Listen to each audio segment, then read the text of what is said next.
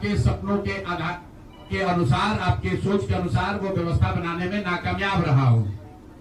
और प्रायश्चित के तौर पर मैं आज से 2 दिन के बाद 20 तारीख को गांधी विद्यारवा आश्रम में जो रास्ता गांधी जी ने बताया है, मैं अपने लोगों को, बिहार के लोगों को ये नहीं समझा पाया कि किस बात पर उनको वोट देना चाहिए, क्यों उनको नई व्यवस्था बनानी चाहिए। तो प्रायश्चित के तौर पर मैं अपने से विद्यारवा आश्रम में 1 दिन का उपवास, मौन उपवास रखूंगा। जो भी जन सुराज के साथी हैं वो जहां पर है वहां अगर वो समझते हैं कि हम लोग के प्रयास में, सोच में जो कमी रह गई उसको सुधार के लिए प्रायश्चित के तौर पर हम लोग 1 दिन का सामूहिक उपवास रखेंगे। मैं खुद विद्यारवा, गांधी आश्रम विद्यारवा में रहूंगा। 24 घंटे का एक उपवास रखेंगे। गलती हम लोगों से हुई होगी, कमी रही होगी, लेकिन हम लोगों ने कोई गुनाह नहीं किया है। गलती हो सकती है, गुनाह नहीं है। वोट नहीं मिलना गुनाह नहीं है। मैं बिहार की जनता के सामने अपने साथियों के साथ बिल्कुल सर उठा के ये कह सकता हूं कि हम लोगों ने गुनाह नहीं किया है।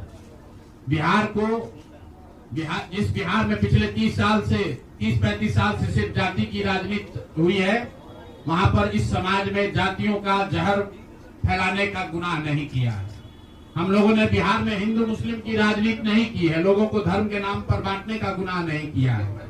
हम लोगों ने बिहार की गरीब जनता को, भोले वाले लोगों को पैसा देकर उनका वोट खरीदने का गुनाह नहीं किया है। जिन लोगों ने ये गुनाह किया होगा, अगर वो आज जीत भी गए हैं तो उनको उसका हिसाब देना ही पड़ेगा। वो आज दे या कल दे, वो होगा ही होगा। मैं पिछले 2.5-3 सालों में अपने वक्तव्यों में अक्सर महाभारत के चक्रव्यूह की, अभिमन्यु के वध की कहानी सुनाता रहा हूं। जिस धर्म युद्ध की बात हम लोग करते हैं, पांडवों के साथ स्वयं भगवान थे, स्वयं भगवान कृष्ण थे, फिर भी अभिमन्यु को घेर कर छल से मार दिया गया।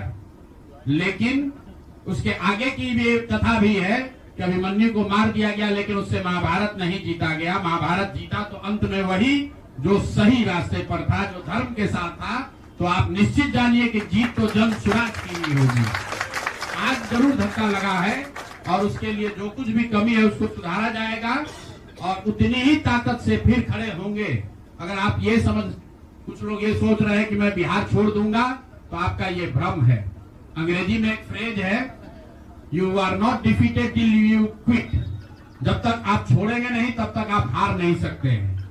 तो प्रशांत किशोर की और जन सुराज में मेरे साथ जुड़े हुए साथियों की बिहार सुधारने की जो जिद है, उस जिद के सामने दूसरा कुछ भी इस जीवन में नहीं है।